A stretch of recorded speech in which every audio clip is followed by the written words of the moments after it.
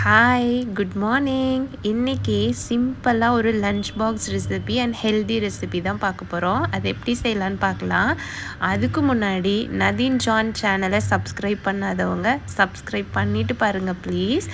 நம்ம என்னென்ன இதோட சேர்த்து செய்ய போகிறோன்னு பார்த்திங்கன்னா, பூண்டு இருக்கு இல்லையா, பூண்டு வந்து நல்லா பொடி பொடியாக கட் பண்ணி எடுத்து வச்சுருக்கேன்.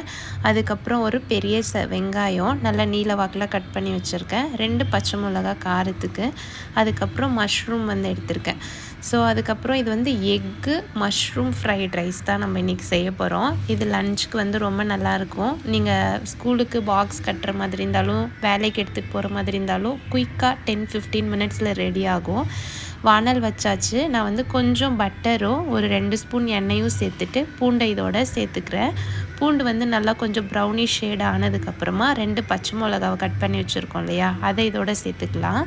அதுக்கப்புறமா கட் பண்ணி வச்சுருக்க வெங்காயம் நல்லா வதங்கினதுக்கப்புறமா நீங்கள் வந்து இது மஷ்ரூம் வந்து சேர்த்துக்கோங்க. மஷ்ரூம் வந்து கொஞ்சம் தண்ணி விடும், அதனால் கொஞ்சம் அனல் வந்து அடி பிடிக்காமல் கொஞ்சம் தூக்கி விட்டு மஷ்ரூம் வதங்குற வரைக்கும் கொஞ்சம் நல்லா வதக்கி விட்டுடுங்க. அந்த வதக்கி விடுற டைமில் நம்ம வந்து முட்டையை கொஞ்சம் கொஞ்சமாக ஒரு பேனில் எண்ணெய் சேர்த்துட்டு உடச்சி ஊற்றிட்டு கொஞ்சம் மிளகுத்தூள் உப்பு போட்டு முட்டையை ரெடி பண்ணி வச்சுக்க போகிறோம்.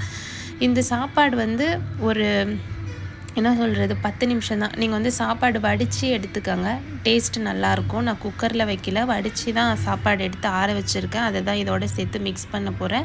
இல்லை நீங்கள் குக்கரில் சேர்க்குறதா இருந்தாலும் குக்கரில் ரெடி பண்ணி சேர்த்துக்கோங்க. அதுக்கப்புறமா இப்போது இது வதங்கிட்டே இருக்கிற டைமில் தான் நம்ம வந்து முட்டையை ரெடி பண்ண போகிறோம். அதுக்கு ஒரு பேன் வச்சுட்டேன். அதில் ஒரு 2 ஸ்பூன் எண்ணெய் சேர்த்துக்கிறேன். எண்ணெய் சேர்த்துட்டு நம்ம முட்டையை உடச்சி ஊற்றிக்கலாம். அது கூட கொஞ்சம் பெப்பர் தூள், அதுக்கப்புறம் கொஞ்சமாக உப்பு போட்டு லைட்டாக கிண்டி விட்டுட்டு நம்ம எடுத்து வச்சுக்கலாம் செப்ரேட்டாக. அப்புறம் சாப்பாடும் வடித்து ரெடியாக தான் இருக்குது, மிக்ஸ் பண்ணணும், அவ்வளோதான். இப்போது மஷ்ரூம் வதங்கினதுக்கப்புறம் நம்ம இதில் வந்து 1 ஸ்பூன் வந்து சோயா சாஸ், 1 ஸ்பூன் வந்து வினிகர் சேர்க்க போகிறோம். ஓகேவா? வினிகரு சோயா சாஸ் உங்களுக்கு வேணான்னா கூட நீங்கள் ஸ்கிப் பண்ணிக்கோங்க. பட் இது சேர்த்தா கொஞ்சம் இந்த ஃப்ரைட் ரைஸ் டேஸ்ட்டு கொடுக்கும், இல்லைன்னா டேஸ்ட் இருக்காது. கொஞ்சமாக 1 spoon soya sauce, 1 spoon vinegar சேர்த்துக்கலாம். அதுக்கப்புறம் முட்டையை கொஞ்சம் பொடி மாஸ் மாதிரி நம்ம கிண்டி விட்டுட்டு ரெடி பண்ணி அதை செப்ரேட்டாக எடுத்து வச்சுக்கலாம். அதுக்கப்புறம் ஸ்ப்ரிங் ஆனியன் இருந்துச்சுன்னா நீங்கள் சாப்பாடு மிக்ஸ் பண்ணிவிட்டு லைட்டாக மேலே தூவி விடலாம். ஸ்ப்ரிங் ஆனியன் என்கிட்ட இல்லைன்றதுனால நான் கொத்தமல்லி கீரையை பொடி பொடியாக கட் பண்ணி அதை வந்து மேலே தூவி விட்டுக்கு போகிறேன். வதங்கிடுச்சு. இப்போ இதில் வந்து 1 ஸ்பூன் வந்து சோயா சாஸ், 1 ஸ்பூன் வந்து வினிகர் சேர்த்துட்டு கிண்டி விட்டுடுங்க. கிண்டி விட்டுட்டு அதுக்கப்புறமா நம்ம ரெடி பண்ணி வச்சுருக்க முட்டையை வந்து இதோட சேர்த்துக்க போகிறோம்.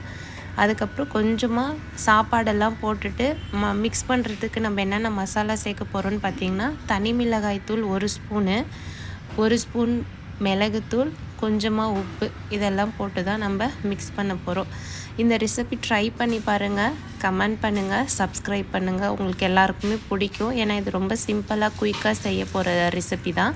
பேச்சுலர்ஸ் எல்லாமே நீங்கள் ட்ரை பண்ணலாம், ஆஃபீஸ்க்கு போகிறவங்க எல்லாமே ட்ரை பண்ணி பார்த்துட்டு கண்டிப்பாக மறக்காமல் சப்ஸ்கிரைப் பண்ணிவிட்டு பாருங்கள். அப்படியே வீடியோ நிறைய பேர் பார்க்குறீங்க, நான் சப்ஸ்கிரைப் பண்ணுறதில்ல, பண்ணிவிட்டு பாருங்கள். ஓகேவா?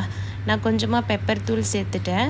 அதுக்கப்புறமா இப்போ இதில் கொஞ்சமாக உப்பு, அதுக்கப்புறம் காரத்துக்கு ஏற்ற மாதிரி தனி மிளகாய் தூள் 1 ஸ்பூன் சேர்த்துக்கிறேன். உங்களுக்கு காரம் எப்படி வேணுமோ அந்த மாதிரி நீங்கள் சேர்த்துக்குங்க.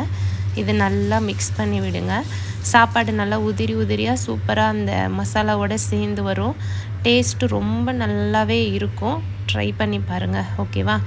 இப்போ மிக்ஸ் பண்ணி விட்டுக்கலாம். மிக்ஸ் பண்ணியாச்சு. பாருங்கள், நல்லா கலர்ஃபுல்லாக சூப்பராக வந்திருக்கு. சாப்பாடு உடையாமல் நல்லா உதிரியாக இந்த மாதிரி பண்ணலாம். இப்போது லைட்டாக கொஞ்சமாக கொத்தமல்லி தழை ஃப்ளேவருக்காக போட்டுட்டு நம்ம லன்ச் பாக்ஸ் கட்ட போகிறோம். நான் வந்து இன்றைக்கி எங்கள் வீட்டில் இந்த லன்ச் தான் பண்ணியிருக்கேன். நீங்கள் உங்கள் வீட்டில் என்ன செஞ்சீங்கன்னு மறக்காமல் கமெண்ட் பண்ணுங்கள், சப்ஸ்கிரைப் பண்ணுங்கள். நெக்ஸ்ட் ஒரு வீடியோவில் பார்க்கலாம். பாய் பாய்.